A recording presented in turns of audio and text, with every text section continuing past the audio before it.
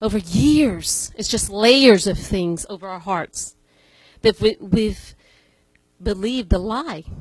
We believe what we've been told, and we've actually found our identity in that. And we've been very comfortable with it, hiding in the shadow of things. I was very comfortable. I did my little thing, had my secret sister. I did outreach events. No one knew my name, didn't mention my name. And wouldn't you know, the Lord puts me with the state of Florida in charge of the Central Region Training Unit for the state. And I'm constantly having to speak before people. And I panic every time I go up there. However, I do it because I know God's preparing me for greater things. I know that He is. And I also know because of my surrender and say, yes, Lord, use me. He wants you to say, yes, Lord, I surrender. He wants you to lay it on the altar. He wants you to give it to Him and surrender the fear. I had great fear. But I realized that if I was to enter my promised land, I couldn't take fear with me. If I was really going to go into my destiny, I couldn't take my fear with me. You know, the Israelites, they built the golden calf. Now, they were used to the orgies, the parties, all the meat, and everything that was having back in Egypt. And God brought them out. They built the golden calf, I believe, because it represented the God of agriculture. But they couldn't take it with them. And God spoke to me a number of years ago, and He said, if you want everything that I originally intended for your life before it was ever taken, you got to let go of fear. Fear had become my idol. Fear became my idol. And some of us in here tonight, we have fear. We have things that we've placed, even a lie that was spoken to us years ago, that's become our idol. And God says, surrender.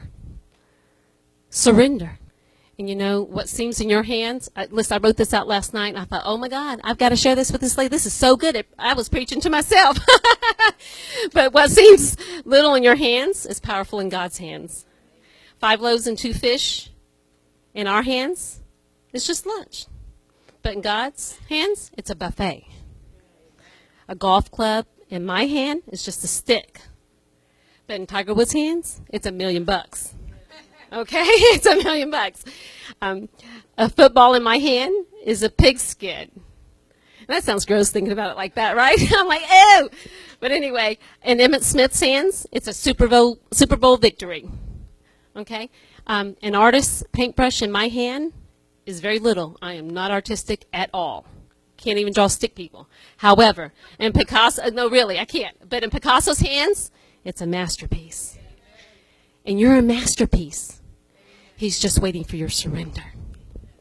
And when you put your surrender in God's hands, it doesn't matter how insignificant you feel, you become a masterpiece in His hands.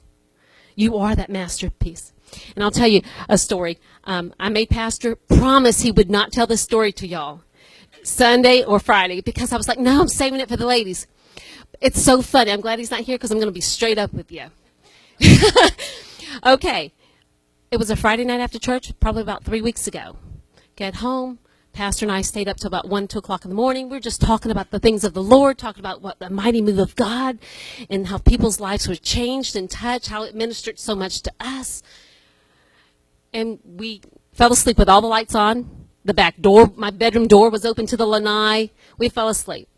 I woke up. I had a bad dream. I woke up. I'm like, honey, you got to pray. He goes, what's wrong? I said, I had a bad dream.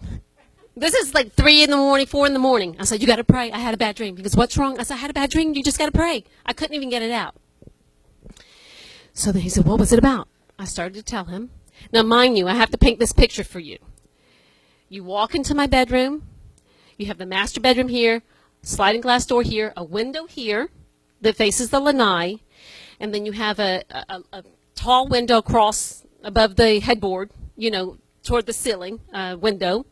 And you have the bathroom here with lights, a window facing this way. And the gentleman across the street has his porch light on all the time, and it's censored, so it gets brighter when an animal goes by or something like that. Okay. So I began to tell him the story. He raises up, And then he's like, oh my God, someone's out there. I'm like, did you hear it? He's like, yeah, I heard it. So he gets up and he sees them. Well, before that, we see a light from the bathroom, the window shining through our room. He raises up and he sees someone moving in the back. Then he sees the light across the back of the window. And then we see a light over here. I'm thinking, oh my God. He's like, stay right there. I said, no, I'm going with you. I am not staying here. I got up out of that camp. I'm like, woo, I'm getting out of here. So then he's like, I'm getting the gun. So he has this rifle, okay? So he's in the closet fiddling around for this rifle. And then he gets it. And Ellie, you may have heard this story already. So he gets the rifle. And he's walking around. He goes, where's... I'm like, oh, I don't know. Honey, I'm staying with you. Just make sure I'm not in front of you when you shoot. So he's checking the doors. He closes the back door. You know, he goes throughout the entire house, goes to the front door. He comes back. And then when he comes back into the room, and he walks, he realizes the light from the gentleman's window, from my bathroom, was his shadow that he saw. And then, so it was just the shadow. When he raised up out of the bed, it reflected. And we thought someone was outside. And we're, going around the house and we're searching. And he has this rifle. And then as it turns out, he's like, well, I'm going to keep checking because we did hear something. So he goes to the front door. He's looking out there. And then he realized, he goes, I don't even have the bullets in this thing. They were in the garage. I said, oh, honey, I feel so safe. Needless to say, he's been sleeping with a rifle by the bed and the ammunition, whatever you call that, on the nightstand. But that just goes to show you, or to say, how fear will cause us to do crazy things and make things appear bigger than what it really is. Psalms 23 says, yea, though I walk through the valley of the shadow of death. Where there's a shadow, there's light. So no matter what you're facing, there's a prognosis, a diagnosis that's been spoken of your life. Thus saith the Lord, Satan didn't give you life, therefore he can't take it. He cannot take it. He cannot. He cannot take your destiny, the callings and the giftings on your life. He can't take. God says surrender. If you're going to go to the next level where God's taking you, there's things you just got to surrender. You just got to let go. Those broken dreams, your 5 loaves, your 2 fish. He's saying surrender.